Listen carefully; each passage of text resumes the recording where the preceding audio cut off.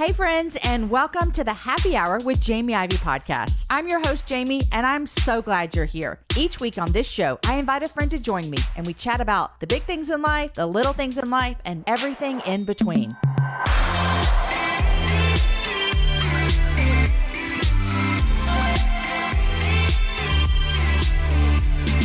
Hey Beth, welcome back to the Happy Hour.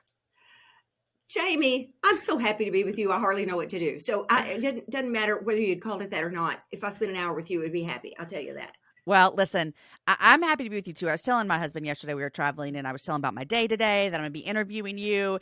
And he asked me, he said, do you still get like nervous when you interview Beth? Because the first time I ever had you on my show, I was like, well, I can just shut this thing down. I mean, Beth Moore's on, the happy hour's over. We will never interview another guest. We have done it. And I said, you know, the craziest thing. And then it was a letdown. No, not at all. Yes. Not at all. Yes. And then I said, the craziest thing, Erin, I said, Beth will always be that person. Like I did, your Breaking Free was the first Bible study I ever did when I started following Jesus. I said, there's so much of my life like kind of mended together with her journey. I said, but the thing is, I feel like she's a friend now. And so I'm so excited that I'm chatting with a friend today. I hope so. And I feel that way about your generation of women, which I put really close to the age of my daughters, because my daughters, I'm still very much their mother. They're still very much my daughters, but we also get to come to a point then where we are very, very dear friends. And I love that part of it. I would not take any part of that back. So that's a good thing. And I receive it and love it. And I want to tell you something, Jamie. I want people to know this coming in to the interview, because you and I have texted a few times, and I want to brag on you, because in doing a number of these podcast interviews and radio interviews, whatever, and all of us are so overwhelmed with our schedules and have so little time, but you come so prepared. Just to hear from you that I will have read that book from cover to cover by the time I see you. And there have been some times that I've loved it every time. God has blessed it every single time, but that I've been interviewed about it, that I knew that they had not read it, and it did, it was fine. It was fine. But I just want to tell you, you are always ready for your guest, and you are always on top of it. And I love being with you. Love it. You're kind. And I texted you after I finished this book. I finished it in the bath with tears rolling down my eyes. And so I can testify that this is a book worth reading. So that's what we're here to talk about. You have a memoir coming out. Okay. And yes. Beth, here's my first question. You have written, I don't know, many books, many Bible studies. You've been doing this for a long, long time. Long time. Where did the conversation come up of, I think I, Beth Moore, am going to write a memoir? I think probably two things played into it more than anything else in the timing. And that was getting to a place where I was facing my 65th birthday, which I did not resent in any way. I've laughed with some people and said, listen, I earned every second of this. Inside this body, it feels like it has lived 150 years. Listen, if your body keeps a score, mine is on the scoreboard. It's in red, bright red numbers. So I feel like, so it's a very big birthday, an important birthday, but I did not resent or resist it in any way. But I think there is a natural inclination to look back over your shoulder and try to put some pieces of it together before you are so old that all of it has lost the edge of its pain or even its beauty. I didn't want, sometimes with age, there's so much sentimentality. There is with me. I can hardly sing a hymn without tears in my eyes. But I want to be able to tell the story while I can still feel the acute brutality of some of it, as well as the beauty of some of it. So part of that was age. The other part, Jamie, I think that you will get this. I thought, this is the perfect time to write a memoir, because I have never, ever been less certain of what in heaven's name is happening in my life. I truly, I thought, isn't this when you should? And I don't know if other people would feel this way, but I always thought, oh, well, it will make sense, in so many ways. And that I'll know that by the time I reach 65, I truly will know who I am. And of course, I know who For I am sure. in Jesus. I'm just about, I'll know, I'll be settled in my identity. I'll know where my sense of belonging is. Oh no, all bets were off. It was like, what is even happening to my life? And so it seemed to me that was a great time to tell people in a memoir. I actually have no earthly clue what is going on, except that God is gracious and he has always been with me. So Well, because I'm a mess. aren't we all? This is what I love Ah, about memoirs. And memoirs is probably one of my most favorite genres of books to read, and especially absolutely. Mine from too. people who, and usually the people writing memoirs are public figures, And so it really is one of my favorites because as humans, we look at people the way our society is set up. We see what they allow us to see. We either see their works that create, the jobs that they do, the families they build from afar. Just in the Yes. past couple of years, All I've read profile, all profile. I've read Katie Couric's hmm memoir, Will Smith's, Matthew McConaughey's, and all of them I adored because they opened the door to their life a little bit. And it's as if we get to Yes. see raw humanity. Like, oh, so when Yes. you're on stage talking about this, here's what's happening in your house. And it makes us see people, it makes us see celebrities as people.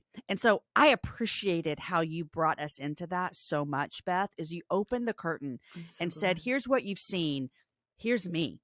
Here's the real me. That's right. And one of the things that any of us would say at a point like this that are in this thing with Jesus, I guess you could just fake your way through it. But I think what I would say to someone if they said that was a Beth I didn't even know existed. Well, what I would say to you is that what I told you and conveyed to you was the absolute truth. It just Mm-hmm. was not all there was. There were some difficulties we were facing within our own home that at Mm-hmm. that time were not, let me say this, not only were not appropriate to be told, also still just happening in such real time that Mm-hmm. exactly what kind of conclusion and encouragement are you going to come to in that Mm-hmm. minute. But also you have to decide. I want someone to hear me say this. You really have to decide what the public, Right. I'm not your haters as well as your those who Lovers. love you Yeah. and Yeah. approve of you, what they are, what the public is worthy of hearing, of that which is very, very tender and private to Mm-hmm. you. But this was very, very well thought out, extremely deliberate, through a conversation with Keith, through a conversation with my publisher. As I say again, that at my age, in my mid 60s, there were some things that I wanted to still minister to and about, that were going to demand a little more transparency. And what we really came to was that it was just worth it. It's like, Mm. at this point, exactly why would I hide any of that? Right. Plus, certain people, I say this a little with a little bit of a grin, but also a little bit serious. For you to really write a memoir that is authentic, it can often require that certain people are home with the Lord. Mm-hmm. Mm-hmm. And Yes. and you had that space now to do that. I have that Yes. space. I Yes. have that Yes. space. Well, Yes. I want to jump into some of my favorite things. First of all, I wrote down all the things I learned about you, Beth, that I didn't know. Okay, are you ready? Oh, good, good, I good. did not Yes. know that you were in Drill Team, and I love this. And it makes perfect sense now, Drill Team Of Beth. course it does. Of Also, course it does. Southwest Texas. I was like, oh, I never knew. I assumed for some weird reason that you were an Aggie. And here I know now you are a Bobcat. No, Okay. no. I I went did. to a smaller school. I was too scared to go to a big school. I didn't know, and I think this is important, and I'll probably allude to it later, that you taught sixth grade Sunday school.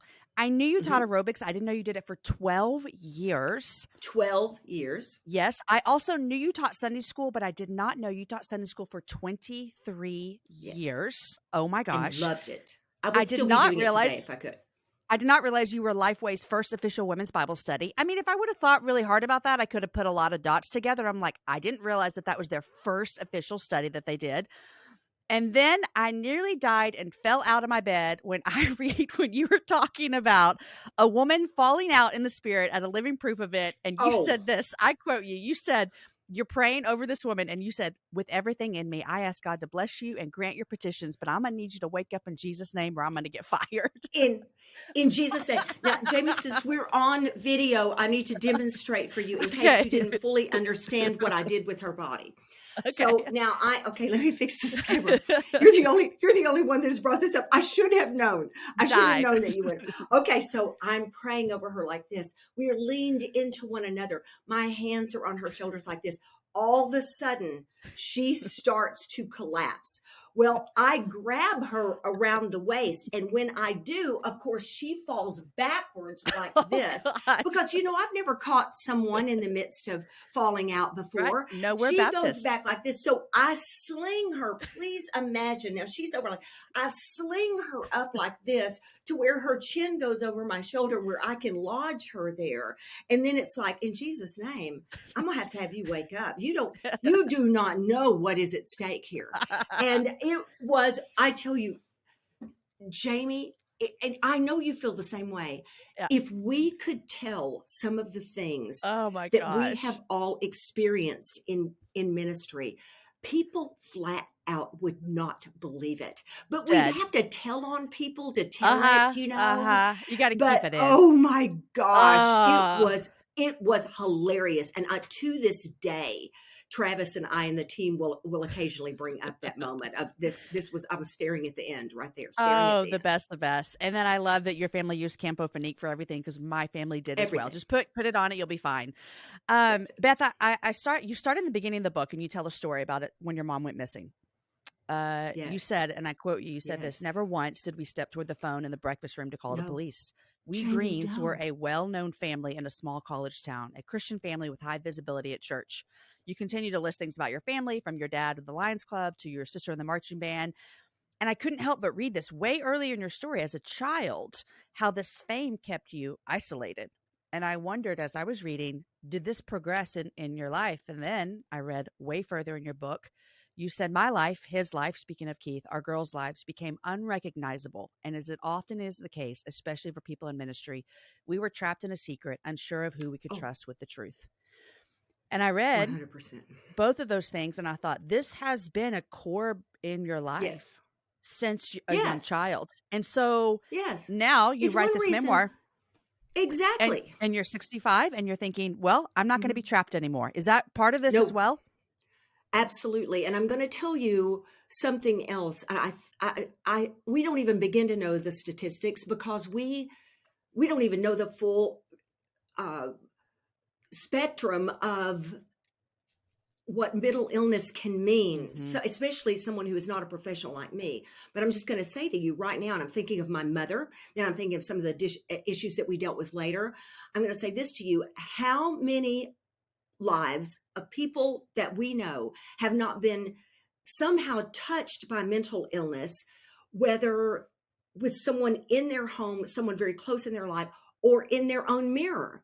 And Mm-hmm. yet we are so careful not to talk about it because out of protection Mm-hmm. for our people, even if we're the one and it's our people that we want to protect from others knowing their business, whatever it may be, it has shut so many people up in shame. And if we Mm-hmm. only would be a little more open to talk about some of the, not to bring in graphics that Right.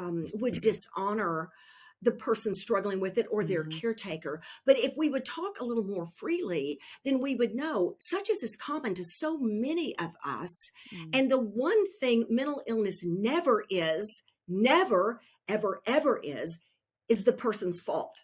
It may be a lot of things, but it is never their fault. And Mm-hmm. so, yeah. And that period with my mom, Mm-hmm. because my dad was out of his mind, Mm-hmm. and then my mom was in the bed. You talk about unsettling. It Mm. was just that, the instability of that, and thinking, who is it that comes to our rescue here? Yeah. Yeah. And it was some kind of existence. I remember, getting your full story of you experiencing that as a young girl, and then even experiencing parts of that you speak about within your own home as a grown woman and a mother Yes. and a wife and, Yes. and a ministry leader. You've had to grapple with this for so life. And, we're talking about trauma, and we know there's been so much work, praise be to God, about how trauma really affects us and our brains That's and our right. bodies and all the That's right. things. You talk about in your book about a moment of reading your journals when you were younger, and you go back and you're reading your journals, and you've seen that you didn't write about anything that Jamie. was hard, only good. Jamie. You said, maybe it Could was you my believe idea. it? No, I couldn't. And you said this, you said, maybe it was my idea of how a clean slate should look for a Jesus follower, completely homogenizing, forgiving, and forgetting. Maybe it was a way of keeping no record of wrongs. Whatever it was, I'd not just shut the trauma in, I'd shut it out. Poof, gone almost overnight. Then 70 Absolutely. pages later, you write, I was 34, a mother of 3 with a fulfilling ministry, getting to do what I love to do, on the verge of a total self-destruction. You say, part of me would not survive Absolutely. this season. So there was a reckoning. So can you talk a little bit about what God had to do for Oh, you? so I was looking at my 18-year-old, 19-year-old, 20-year-old journal. And then, as you said, come 34 years old, while someone is telling me her story that I was not prepared to hear. And it was a meeting that was set up by someone I loved and trusted, that really thought, because I had already been honest that I had been victimized by abuse as a child, but that did not mean that I was in any way that didn't make me a professional therapist or Mm-hmm. counselor or expert of any kind. I had barely looked it in the face. And so she's telling me her story, and I began, I'll leave those details, it would be too long to tell, but the way that thing began to play out in my mind, and I no longer could even hear what she was saying. But the thing about it is, it does come back. There's no way for abuse and for extreme instability to have no impact on us. So we do the best we can as long as we can. And then it's coming. It's coming. And I think, in part, because the Lord is so faithful, how in the world do you heal up from something you will not even face? And Mm-hmm. so that was going to cause me destruction for as long as it was in there, because I still retained that was deep in there, Yeah. still looked at life as though I was just full of shame, Mm-hmm. as if I was not worthy to be respected, not worthy of boundaries, Mm-hmm. and that I was going to be nothing but destructive. Yeah. And so all of those things played in, but the Yeah. Lord did not let me get away with it. And I'm so glad that he didn't. But I do want to say to someone, I'm so glad you brought this up, Jamie. One thing for sure, you got the book. The things that you've hit on, you definitely understood where this thing was going. And I want someone to hear us say that this way of thinking, which was extremely fundamental in my generation, but that the way of forgiving Mm. is it's just over. It's just over. The way to keep no record of wrongs, it never happened. Mm-hmm. And you have to understand, when Jamie's describing me writing in my journal, it was a prayer journal. I wasn't just lying to You're not even myself. telling God. You don't even want to tell God. No, I Yeah. am telling the Lord himself Uh-huh. something that flat out is not true. Why? Because I thought, this is the way you do. This Yeah. is what it means to be a good Christian, Mm-hmm. is that's over now. It's Yeah. as if it never happened. Well, let me tell you, my insides were going, oh, It girlfriend, happened. did it ever happen? Did it ever And it happen? will And it's come out coming. sideways. I mean, it will It come will out some come way, anger, for you. fear, tragedy, like all kinds of things that will come out, which, I Yes. didn't even think about this or and don't want to spend so much time about this, because we have talked about this, me and you, on my podcast before, but it makes a lot of sense when 2016 hits, and conservative evangelical Christians are saying things, following a leader who is so anti what Jesus would have men treat women to be. I'm speaking of former President Yes. Trump. And you spoke out so against that. It makes so much sense, because you're going, this can't happen on our No. watch, Christians, because I No. have been on the floor, and Yeah. this is what this is like. Um, Yeah. Forgive me, but Jamie, if I'm going to say this on anybody's podcast, I get to be this honest on yours. Um, what was said was not a mere matter of sexual immorality, right. but in my estimation, by the time you are big talking about grabbing people Mm-hmm. by the genitals Mm-hmm. and not even asking that there's nothing consensual going on. You just Mm-hmm. think you have the right to grab some. That to me goes from immorality to criminality. And Yeah. so to me, Assault. okay, all bets are off here. And it's like, Mm-hmm. if you have been through that, and a lot of people that haven't, it did not take victims to say, what in the world are we Mm-hmm. doing? But for victims, are you kidding me? Right. Are you kidding me? Mm-hmm. There was no way. So one thing I had on my side through that whole thing, because it caused such a negative backlash. I mean, the ministry, it would never be the same. I would never Mm-hmm. be the same. I hope I hope that there's been growth. I hope that some Mm-hmm. things have been better, some things have been worse, all of the things. But what I did know at the end of the day was that what I did was very true to Mm-hmm. who I was and what I believed. And so, Yeah. Jamie, at some Yeah. point you just have to rest it at that. What can you You do? you do have to rest it, and there is a cost to it for sure, and we're grateful for it as well. You said here something that I felt so related to. You said early in the book, you said, I believe this is after you had moved to Houston. You said, I was a good girl doing bad things. I was a bad girl doing good things. And I thought, Yeah. oh gosh, if that didn't hit me right in the middle of my heart. You said, I Mm. was spiraling in our spinning house there in the air where witches fly. The only thing that terrified me more than getting caught was nobody caring enough to catch me. And I And that's read that and I thought, man, exactly what so happened. many girls can relate to that. And as I read it, I saw this pain all over your ministry, not your pain, but your response to this pain throughout the next lifetime that you've been doing. I feel like you have been ministering to women in a response of, I see you. Like, I see your pain and I have Jesus to offer you. Would you say that that would be true? I will tell you that as I look back over my shoulder at the ministry, here is what I absolutely know. I absolutely know I would not have had the same burden Mm-hmm. for women to make it, the same burden.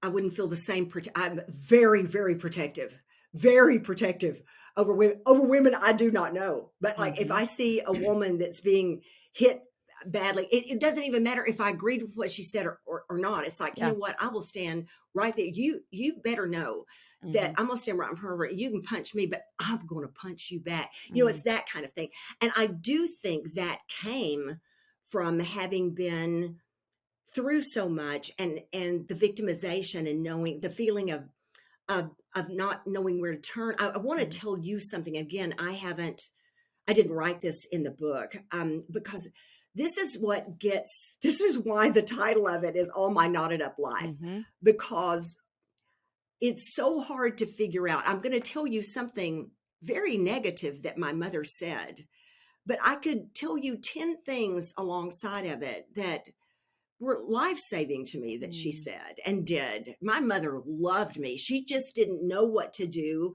with what she saw. But I can tell you that there was a time that she walked in the room when I had a boyfriend over, and it was not appropriate, but it was not, it was not any un, Mm-hmm.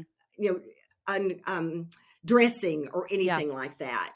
But she said to me, this was at a very difficult point in her life, but she said to me, "You'll be pregnant by the time you're 16." Mm-hmm. And I can, I just stared like this and thought, then why don't you help me? Why don't I, I had no boundaries whatsoever. And every now and then, there's that part of you, and there was that part of me, and I couldn't have put it together then, but now as I look back on it, I wish the words, no, I don't really wish this, Jamie, but if I had known then what I know now, I could have rightly been able to answer her, Mm. well, maybe I wouldn't be like this Mhm. except for your husband. Mhm. Do you understand what I'm saying, Yeah. Jamie? Yeah. Mhm. What a mess. Mhm. What a mess. You And so, literally had yeah, no I one have to a catch lot you. of, You had no one to no, catch you. Yeah. no. Yeah. And, I don't tell my siblings stories.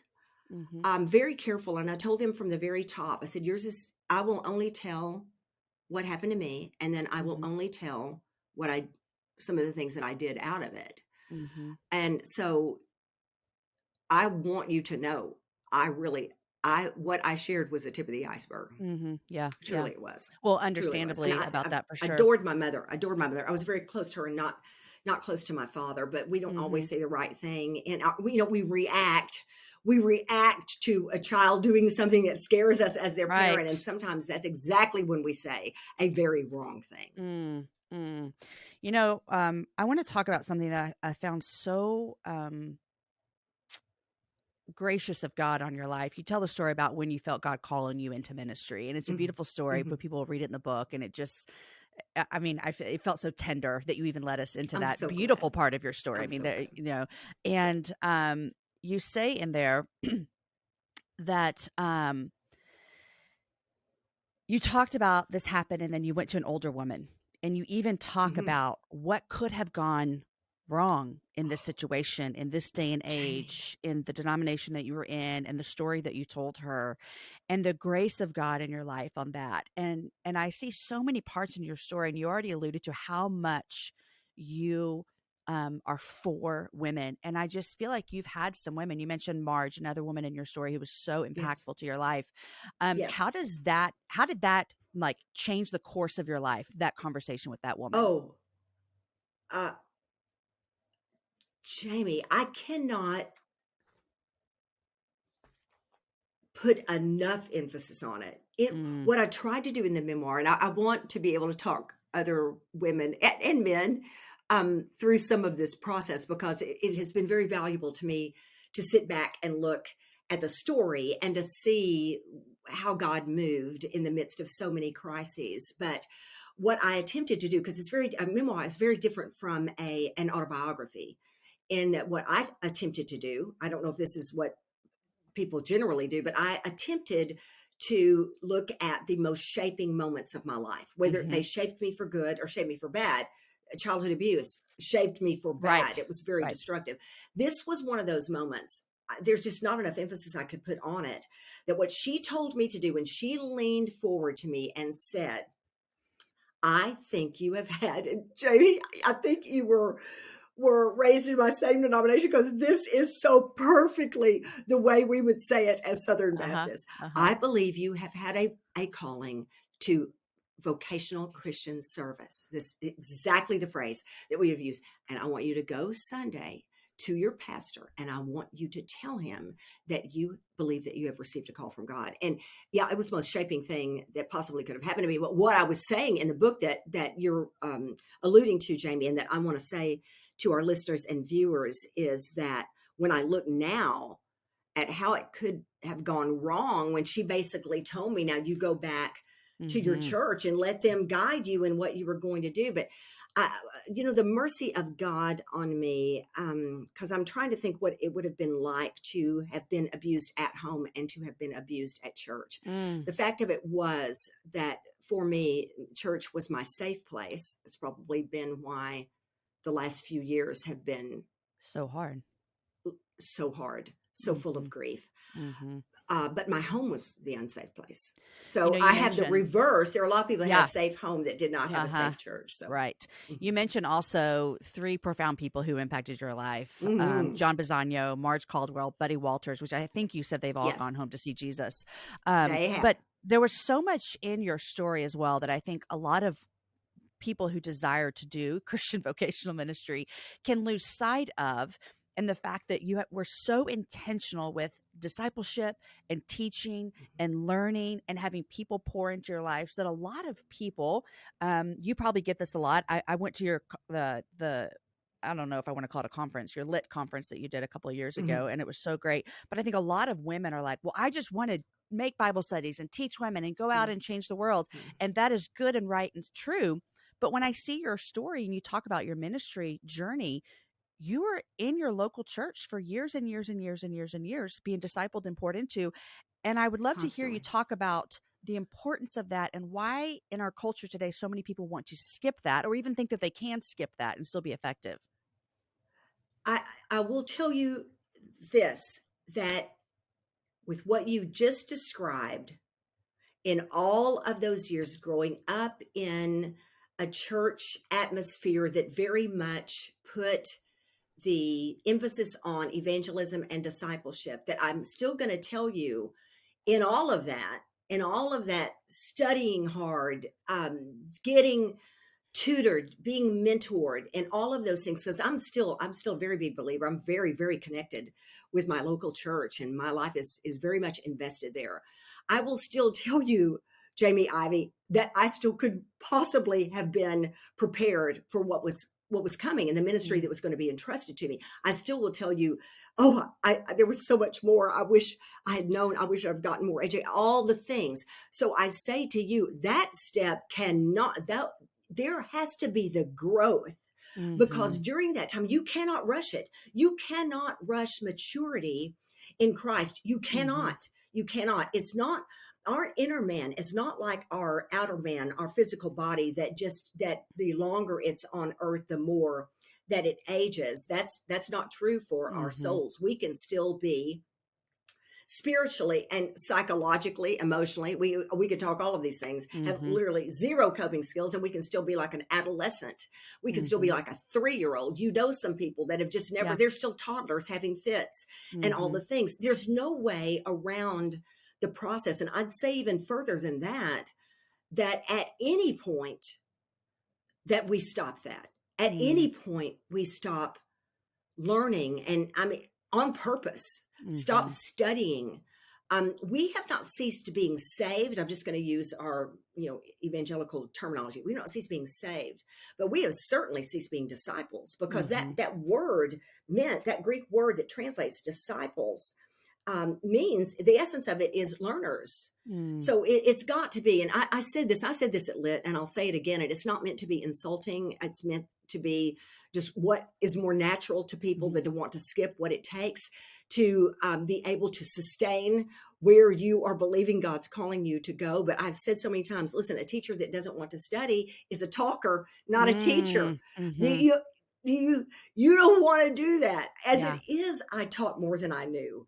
As it Mm. is, I said more than I knew what I was talking about. But we have to go through that, and God, we have to go through the process. God very much on purpose sought out that I would run my race against a constant gush of wind. Like Mm. Mhm. it was like learning to run with, like, in the Yeah. sand, carrying heavy weights in Mhm. my hands. But he wanted me strong enough that when I got out there and it was hot, and it was Mm. hot. I mean, Yeah. it was fire, Mm. that I would have in me what it was going to take to stay. So you can't skip that You can't skip it. ever.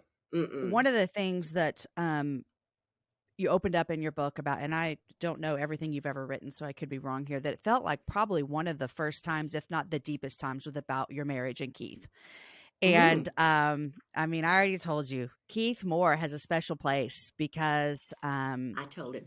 the vulnerability that you Yes. allow, and you even said, you alluded to this earlier, we started talking, but you asked Keith when you're writing this book, hey, how much are we going to do, how much can I share? Yeah. What And do you you want to said do to here? him, yeah, what do you want to do? You said, we're in our 60s now, some couple, some family, some reader we'd never otherwise reach might need to hear our story.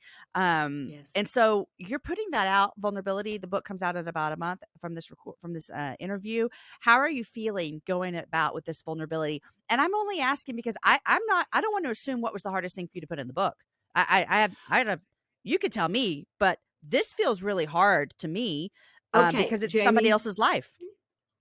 you have had so much insight into this because my team at Tyndale can tell you, because two of my friends from Tyndale were here for the audio recording, as well as Kimberly McMahon, who is my personal assistant. And they would tell you, because they listened, K-Mac, Kimberly McMahon, who I call K-Mac, she listened to the whole thing.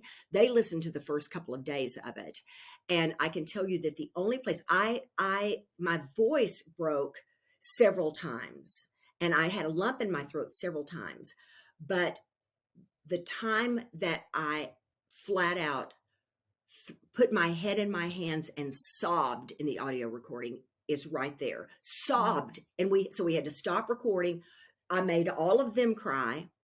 I think that the guy that was doing the recording, he teared up. We all had to Kimberly brought me Kleenex, and she was going here. I mean, and it truly, I say this, I don't know if you can see him, but I've got chills in my arms talking about this. This is such a tender thing for me, because I think any of us feel this way about our families. I can handle you just beating the snot out of me, but please take it easy on my people who were not looking for this. And I know we don't have the right to ask them how they're going to take it. Mm-hmm. But I feel, if you ask me what I feel most nervous about, is that Keith not regret it. And I told him, because Jamie, you were one of the first people who read it, because as you and I are having this conversation, we have only let people have it that were going to be interviewing us in advance of it. I couldn't even find it on Amazon, Beth. Oh no, it's just mm-hmm. So. And when you said back how much you loved him, and I told him that, and I didn't have to drag him into it. That would have done no good. Mm-hmm. He had to feel good about it himself. Yeah. And he asked me, he said, how much are you going to tell? I said, you tell me. Yeah. You tell me how much. But for those mm-hmm. listening, we have dealt with quite a challenge of just lifelong PTSD that he earned. When you mm-hmm. hear his story, you'll know, you won't have mm-hmm. to wonder why he has it, and why it's been so hard to get dislodged out of that heart and mind. And then he would be much later diagnosed with bipolar, which is very, for many of our seasons, was very well treated, and we were able to get through pretty well. Other times, not as well. And other times just somewhere in between. But to say to people, this is one of the things that we've dealt with, and throughout, it's very vulnerable, and it is absolutely the first time I've ever told it. Yes, and there's even more that you didn't even just mention. It's my man. And don't mess with my people. Don't mess with my people. And somebody's probably going to. But I did tell him, when you responded, I read your text to him. Uh-huh. And I said, babe, I think that's the way it's going to be for most people. That they'll get to the end of it and they'll think, I like that guy. Especially, we're not going to talk about it, but especially with your house and all. I mean, it was just like, oh my gosh, this was just so good. Now, this is where I did feel, and I want to close us out with this, and I have 17 more questions I wanted to ask you, but I want to talk about this. I don't want to go into this because we've talked about this on my show before with what has gone down in the last couple of years of your life. So I do want to tell people to go listen to that, because we have great conversations about it. What I couldn't get past, Beth, was as I was reading about all that Keith walked through in the past couple of years, and your family with the illness and sickness on top of everything already that you guys have walked through. This was happening in the same time as people were burning you alive at the stakes. Correct. And I thought to myself, how did you not come back screaming? My family's falling apart. I need you to leave me alone. Yes. I'm just like, yes. And I told you when I sent you a message, and this is not Christ-like, but I was like, I want everyone that was so mean to Beth Moore to read this book and realize what was happening on the home front in the midst of this. You know, some people out there would not care, or and further That than is that would think, well, true. she got what she She got what she deserved. She should deserved. never have been teaching in the first place. There would be that, and but I'm yes, talking about and I the have to. people who have their mind on straight, Beth. That's what I'm talking about. Yeah, We'll say yes, that. yes. Okay, but I will tell you, because I think that you will find this very, very intriguing. We could honestly talk 3 hours. But so he missed the whole thing. He has very little memory because of some things that happened in, like, his, just best way I know to call it is that the hardware Yeah, yeah. of that Mhm. computer just literally crashed. Yeah. So he remembers very little of it. So now that he is a lot more of himself than he was, and he is able to deal with that information and know what, so he started looking it up Oh, no. online. I told the girls this. I said, y'all, Dad is mad at everyone. I said, he has cussed a blue streak. I said, I said, he is where we were Right. 3 years He's ago. catching up. He's just now, and he'll have his phone like this and go, and I'm gonna read this to you, right? No, babe, don't read it to me. And I've said to him over and over again, babe, don't do it. Don't do it. He goes, but I'm just catching up. I said, this is not what you want to catch up on. This is not it. And every now and then he'll go, and with tears streaming out his cheeks. Why didn't you tell me? Mm. And it was like, babe, I lived it right in front of you. Mhm. You just, Yeah. you just weren't able to comprehend it. But Mhm. I do want to say, Jamie, one reason why we do want to take it a little bit easier on people is that there's no one going through nothing. That's right. Y'all, there just isn't. That's I right. remember when someone said something really ugly about Rick and Kay Warren. Mm. I just think so much of that was jealousy, because Mhm. it wasn't anything inappropriate. They weren't accusing them of anything inappropriate. It was Yeah. just like, just regular Yeah. hating. But I happened to know at that time some of what they were going through. Mm. And man, I came out punching the Yeah. air. And Yeah. isn't that sort of how we are, girls? It's one thing when it's me, but if it's somebody else and I'm thinking, you know what? You have Mhm. no idea. Yep. You have no idea what you're piling on. Mhm. And it's life's tough, and it's Yeah. tough. It's tough in ministry. Mhm. It really is. But oh Yeah. goodness, God is good. I want to say this before we conclude, because one of the things that I saw, I'd been reluctant, because I thought this is gonna. I don't think I can bear to look back, because it's just gonna look like one big train wreck. But it did. It did. But I literally wrote it out in a timeline, these things that shaped me. And throughout all of those awful things, so often they were hemmed in something providential. And I knew, Jamie Ivey, that surely goodness and mercy had followed me all the days of my Mm. life, and that I will dwell in the house of the Lord forever. And yeah, that makes it all right.